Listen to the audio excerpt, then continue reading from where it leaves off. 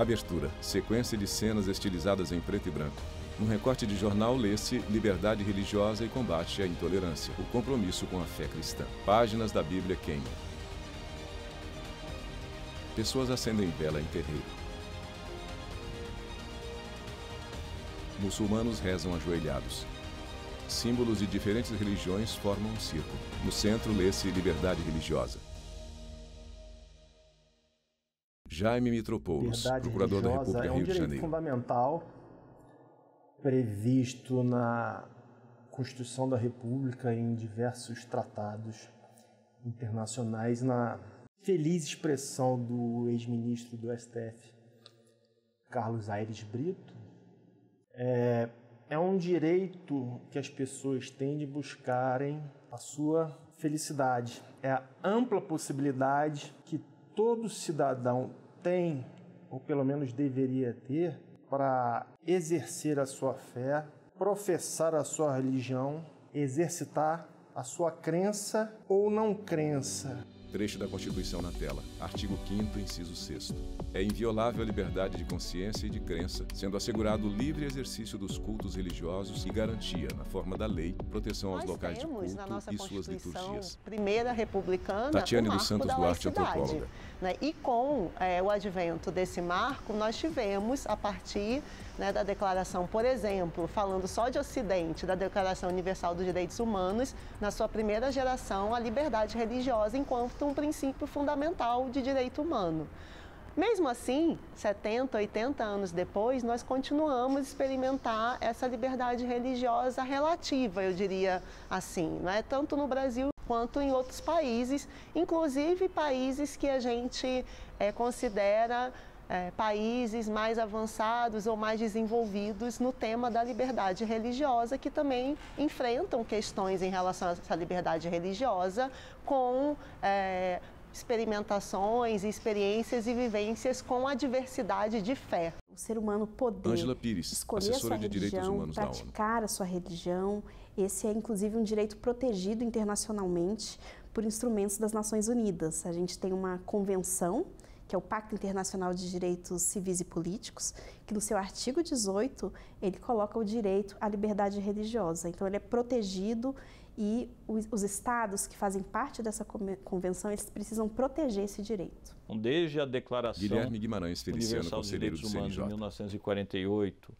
passando aqui pela nossa Convenção Interamericana de Direitos Humanos, antes ainda pelo Pacto Internacional de Direitos Civis e Políticos, e inclusive por algumas convenções que tratam especificamente de tolerância religiosa e de liberdade de culto, de crença e de consciência, todo este cabedal de normas internacionais acaba formando a base que leva o CNJ, então, a discutir esta política, a política nacional de promoção à liberdade religiosa e do combate à intolerância no âmbito do Poder Judiciário. Ela é de 2022, basicamente ela tem uma textura principiológica, né? Então indica as balizas desta política e como os tribunais devem se guiar, sinaliza a importância de que as escolas judiciais particularmente fomentem essa cultura de tolerância e de fortalecimento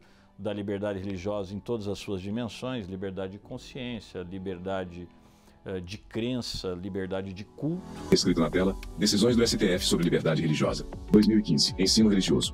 STF valida a oferta de ensino religioso confessional como disciplina facultativa nas escolas públicas de ensino fundamental. 2020, sábado sagrado. STF reconhece a possibilidade de realização de etapas de concurso público em datas e locais diferentes dos previstos em edital, por motivo de crença religiosa do candidato, desde que garantida a igualdade entre todos os participantes. 2024, roupas e acessórios em documentos. Decisão do STF permite o uso de roupas e acessórios relacionados à crença ou à religião em fotos de documentos oficiais. Recusa por convicções religiosas. STF decide que testemunhas de Jeová, maiores de idade e capazes, têm o direito de recusar procedimento médico que envolva transfusão de sangue. Símbolos religiosos. STF decide que o uso de símbolos religiosos em prédios públicos está relacionado ao aspecto histórico-cultural do país e é constitucional. Formas de manifestação religiosa também são formas de manifestação cultural e a tutela acaba seguindo por essa direção, não porque o crucifixo represente uma afirmação da religião cristã como predominante e preponderante sobre outras quaisquer, mas simplesmente porque é um elemento da cultura brasileira, da tradição judiciária brasileira, até porque fomos colonizados por um povo cristão. O fato da posição dos crucifixos em repartições judiciárias ou em repartições públicas em geral não viola a liberdade de religião. Mapa do Brasil formado por todo tipo de templo religioso, como mesquita e igrejas. Escrito na tela, o Brasil tem hoje cerca de 580 mil estabelecimentos religiosos. Mais de 50% dos brasileiros são católicos. Menos de 1% afirma não ter religião. O princípio da laicidade serve justamente para isso.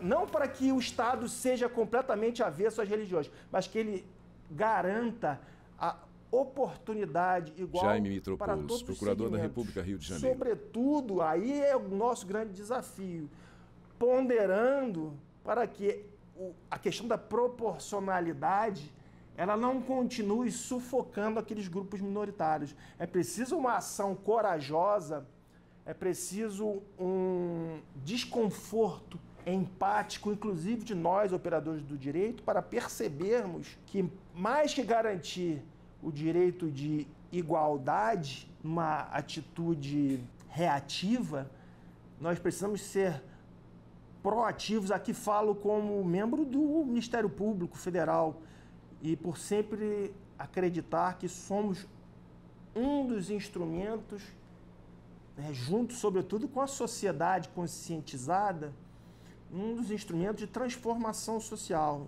A Constituição estabelece a questão do Estado laico e traz essas garantias constitucionais como direitos fundamentais no artigo 5º, inciso 6. E ao trazer esses direitos constitucionais, ela precisa justamente garantir que esses direitos venham a ser respeitados.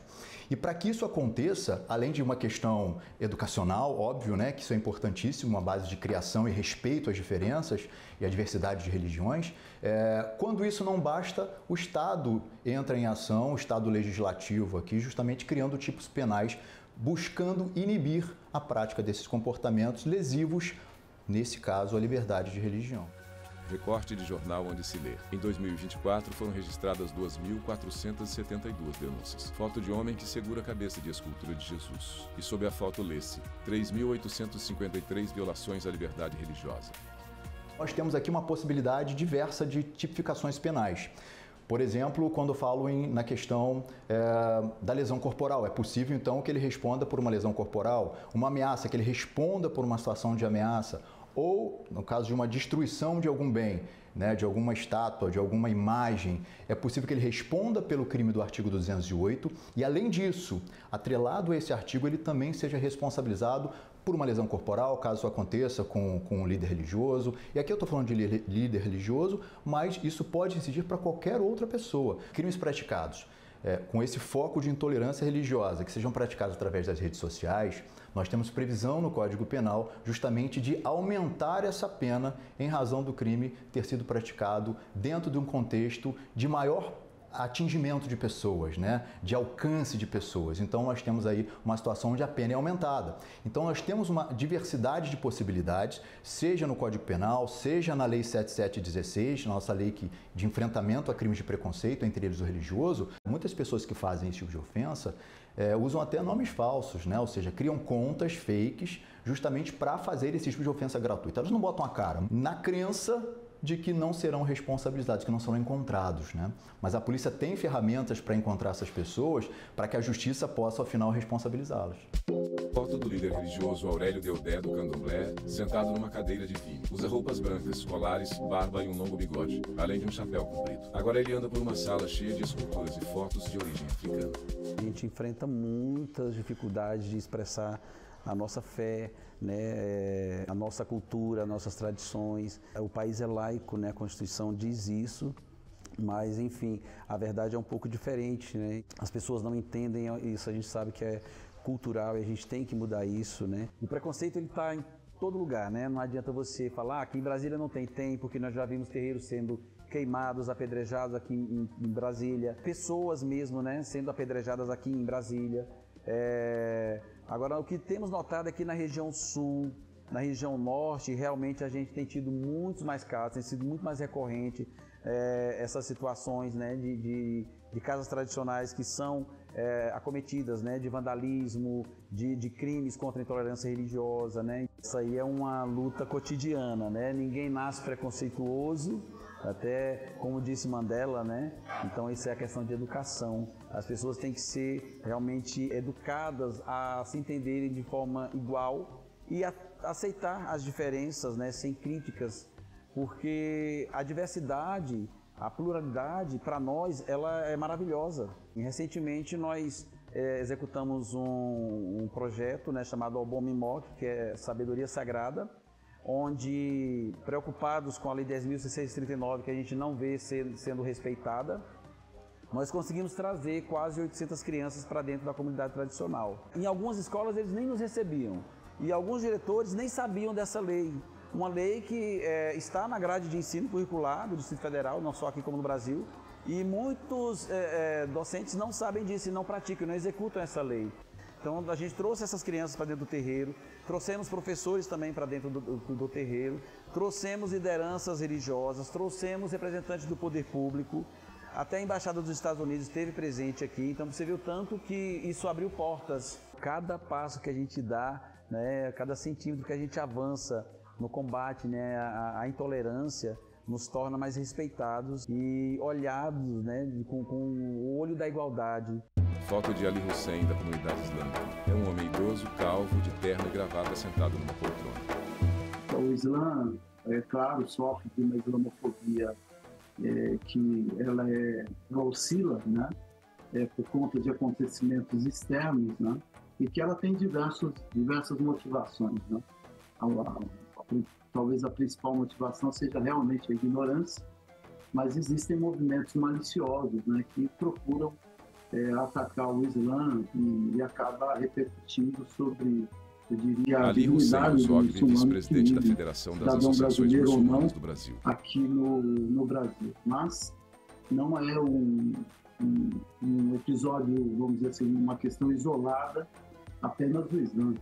Então, o que acontece é que você vê a situação no cotidiano do muçulmano, ele sofre, sim, restrições, às vezes, de sua própria vestimenta, né? Mulher muçulmana, algumas, né, utilizam o véu, e temos casos de véus que são puxados, paradas, agressões até físicas, né? Principalmente as mulheres, que elas acabam sendo identificadas aí por esses trajes. Mulheres que às vezes deixam de ir ao trabalho, filhos deixam de frequentar escolas, por conta desse comportamento totalmente criminoso por parte de algumas pessoas, né? Mesquitas já chegaram a ser depredadas, e graças a Deus agora, nos últimos anos, a gente percebe uma certa tranquilidade no lidar com a população islâmica. A essência do Islã é da preservação da vida, né? Então, tem uma fala dentro do Alcorão Sagrado que diz: quem mata uma pessoa inocente é como se tivesse matado toda a humanidade. E quem salva uma pessoa inocente é como se tivesse salvo toda a humanidade. Portanto, obviamente, que a ignorância, né, ela leva a você entender que o Islã pode pregar outra coisa. Me parece que, aí sim, claro, a educação de maneira massiva, eu diria, no banco da escola, que talvez a gente possa transformar essa visão e o respeito às diferenças. E aí a gente tem que proporcionar que eles tenham conhecimento real e verdadeiro sobre tudo, né? Foto de Renata Barampur, da comunidade Barai. Mulher jovem, de cabelos longos e escuros abaixo dos ombros e óculos redondos. A comunidade Bahá'í, ela tem como um de seus escopos o serviço à humanidade, justamente porque, para os Bahá'ís, a adoração também é sinônimo de serviço. O serviço à humanidade é uma forma de adoração a Deus.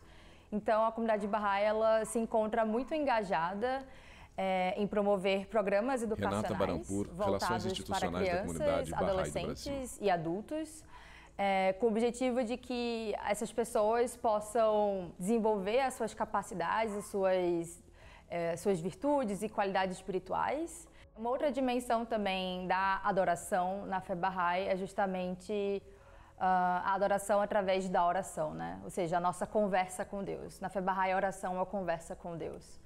com o nosso Criador único. Então, os escritos Baha'is, eles contemplam diversas orações essas que são dedicadas a diversos fins. Eu sinto que as pessoas sentem muita curiosidade quando eu falo que sou Baha'i, porque geralmente ainda não ouviram falar sobre a fé Baha'i, né?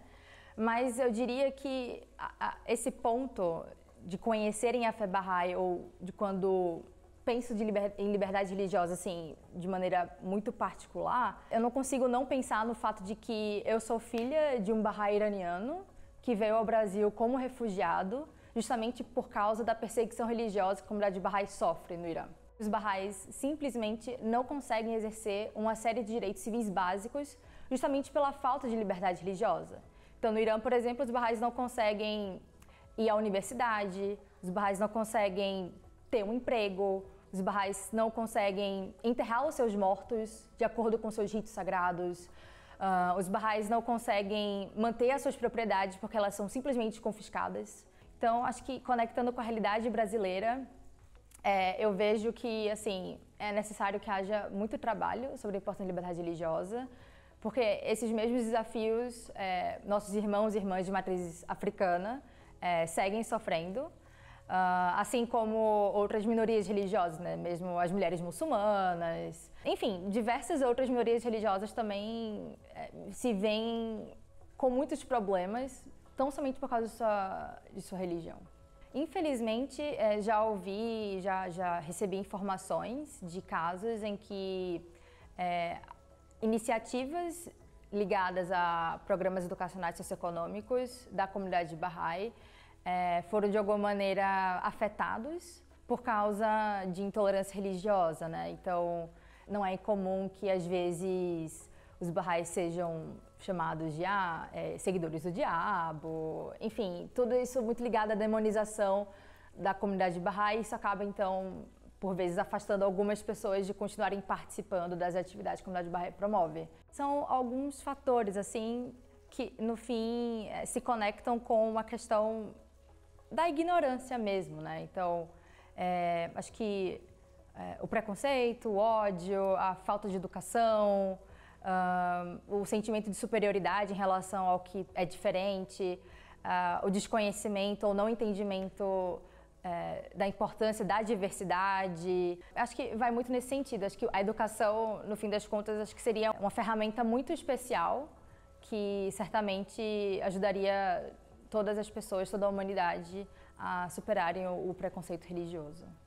Foto de Kelita Cohen, da comunidade judaica. Mulher branca, de cabelo longo e levemente ondulado.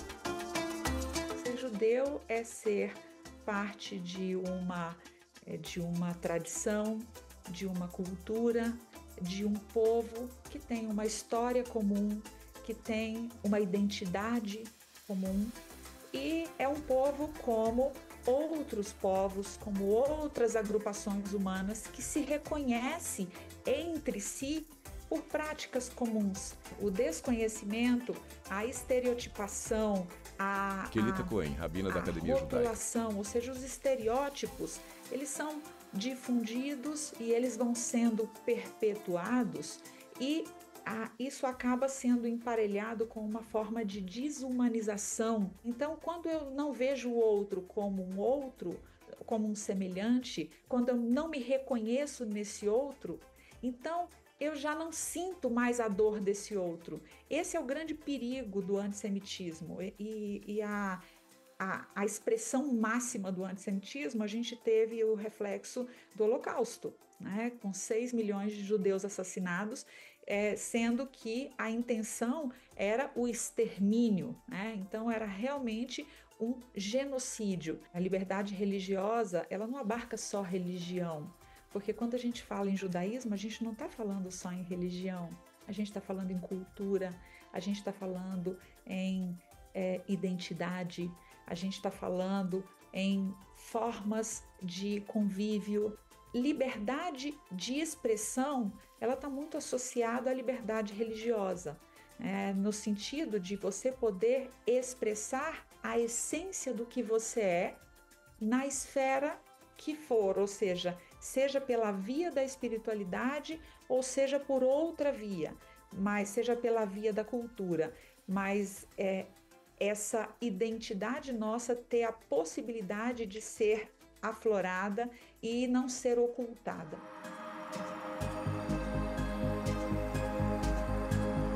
Hoje falamos muito do racismo institucional e o racismo estrutural como um fenômeno permanente que atravessa a história do Brasil há séculos.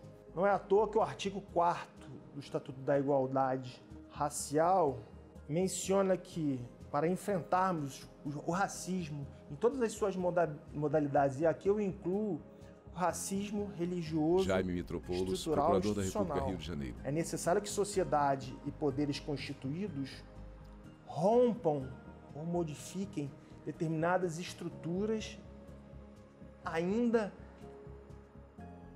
lastreadas na desigualdade de oportunidades inclusive na de exercerem as suas crenças. A ONU, em 2020, Ângela Pires, assessora de Direitos Humanos da ONU. Um kit de ferramentas justamente para ajudar o Poder Judiciário a analisar casos de intolerância religiosa, casos de discursos de ódio contra religiões, minorias religiosas, práticas religiosas, que constituem em analisar o contexto específico, analisar quem é o interlocutor, quem é a pessoa que está dirigindo, de repente, um discurso de ódio, o alcance desse discurso de ódio, o contexto em que ele está inserido.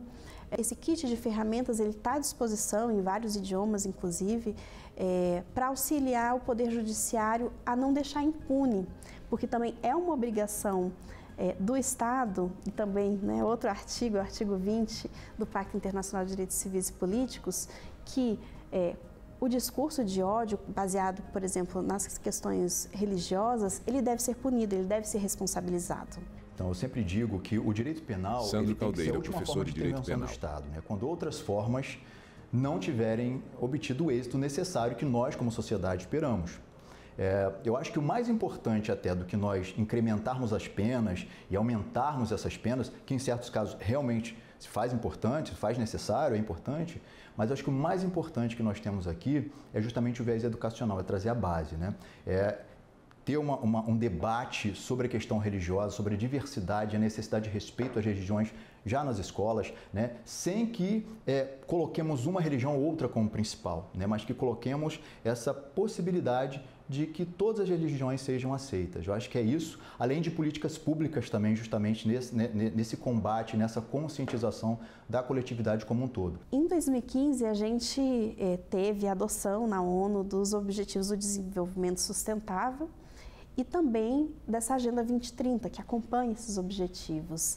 E a Agenda 2030, ela faz um chamado muito grande para que esses objetivos, que são de acabar com a fome, acabar com a pobreza, dentre outros, né, são 17, e o Brasil propôs, né, mais um, que é o objetivo ODS 18, sobre igualdade racial. Essa Agenda 2030, ela propõe que todos esses objetivos, eles sejam calcados nos direitos humanos. Ou seja, a gente precisa olhar a partir dos direitos humanos das diversas pessoas, diversos grupos, não somente de um modo geral, né? E, sobretudo, para não deixar ninguém para trás. Esse é um grande desafio que nós temos ainda hoje, quando a gente olha no mundo que algumas minorias religiosas, e às vezes não são nem minorias numéricas, são maiorias, mas que pela características acabam sendo excluídas e sendo chamadas de minorias. Então, a Agenda 2030 ela faz um chamado para que ninguém seja deixado para trás. E aí, acho que casa muito com a nossa discussão sobre liberdade religiosa, que significa, ao implementar um direito à educação ou direito à saúde, ter um olhar para aquelas minorias. Por exemplo, as pessoas praticantes hoje de religiões de matriz africana no Brasil, elas estão sendo atendidas na sua totalidade, na sua integralidade, com relação aos vários direitos que elas têm. As pessoas praticantes de outras religiões que não as predominantes no país, em razão da religião, será que elas estão sendo excluídas? Então a Agenda 2030 ela convoca para que essa implementação ela tenha esse olhar de inclusão, de respeito aos direitos humanos. Renata Barancourt, Relações Institucionais da Comunidade Barai do Brasil. Sobre as reais implicações de se ter liberdade religiosa e as implicações de se viver em um Estado que não garante liberdade religiosa. Porque eu sinto que muitas vezes a gente lida com o direito à liberdade religiosa como se aqui no Brasil fosse um direito já dado. Porque parece que é fácil, assim, abrir uma igreja, parece que é fácil para muitos grupos andar com suas indumentárias, com seus símbolos sagrados. Mas quando a gente percebe a liberdade religiosa como um direito que está implicado no exercício de diversos outros direitos, a gente acaba percebendo que é necessário que a gente realmente trabalhe muito para a conscientização sobre a importância da liberdade religiosa. Esse é o nosso principal desafio, olhar para dentro de nós e o que nós precisamos fazer para que toda a beleza que existe na moldura constitucional e na legislação possa ser colocada em prática. Esse é o nosso maior desafio. E creio eu que a experiência exitosa desse nosso sagrado, a partir do protagonismo e da mobilização social, é um grande exemplo de como a gente pode funcionar daqui para frente. Quando a gente fala que o Estado brasileiro ele precisa proteger o direito à liberdade religiosa, quer dizer que o legislativo, a partir das leis que faz, ele deve garantir essa liberdade religiosa, quer dizer que o executivo, ao implementar ou desenhar suas políticas públicas, deve garantir também que todas as pessoas possam usufruir dos direitos, independente da religião que tenham. Quer dizer também que o Poder Judiciário, nas suas decisões, ele precisa também olhar o direito à liberdade religiosa nos parâmetros estabelecidos pela Convenção, ou seja, se há alguma violação a esse direito, ele precisa responsabilizar os autores que estão violando esse direito, deve promover também a reparação das pessoas que foram ofendidas em razão da violação desses direitos. Então é importante a gente pensar, não é, que a liberdade religiosa é um direito que é seu, não é? Mas assim como todo direito, tem um dever. E o dever é, né, se colocar nesse lugar que o outro, ele também é titular desse direito. E aí que a gente precisa resgatar os povos, né, que são hoje descendentes daqueles que não tiveram esse direito, né, que foram quem foi imposto religião, cultura, não é, valores. Então pensar, né, nesse país que de fato é plural, bem diverso, inclusive dentro das religiões, e pensar, né, nesse direito, né, da diferença. Quando ocorre intolerância religiosa ou qualquer preconceito de qualquer natureza, todos nós estamos, no fim, sendo afetados, porque a gente faz parte desse corpo único que nos conecta de maneira intrínseca. Então, a gente perde muito, porque a gente deixa de ver as pessoas exercerem o seu potencial e o potencial de suas crenças para fazerem contribuições práticas para o desenvolvimento da humanidade como um todo. O mundo foi feito por Deus. Aurélio Deodé, autoridade tradicional de matriz africana. Ninguém é juiz de ninguém, ninguém tem o direito de julgar ninguém. Somos da mesma origem, vamos voltar para a mesma essência. Daqui não se leva nada. A gente só leva realmente o que a gente faz aqui e deixa aqui tudo que a gente construiu, tudo que a gente conseguiu erguer para os nossos que vão ficar. Eu penso que as pessoas realmente têm que viver o momento presente com igualdade, com fraternidade, com amor, com muito respeito a todas as formas de crença, a toda a diversidade na Terra. Créditos. Direção Alex Vidigal. Chefia de produção Tamires Amaral. Chefia de reportagem Priscila Lester. Produção Caio Baltazar. Roteiro e edição Flávio Metzger. Imagens Adilson Moraes. Marcelo Antônio Braga. Francisco Cosme e Lúcio Ribeiro. Assistência técnica Aurelino Júnior e Leonardo Fonseca. Montagem e finalização Leober Tavares. Direção de arte Sérgio Coelho Júnior. Videografismo Rafael Duarte. Núcleo de programação Rosa Vaz. Núcleo técnico Fábio Guedes. Núcleo de produção de programas Flávia Soledade. Gerência de serviços e infraestrutura Célio Ramos. Gerência de gestão de conteúdo Viviane Anai. Coordenadoria de gestão da TV e Rádio Justiça Denilson Morales. Secretaria de Comunicação Comunicação Social Mariana Oliveira.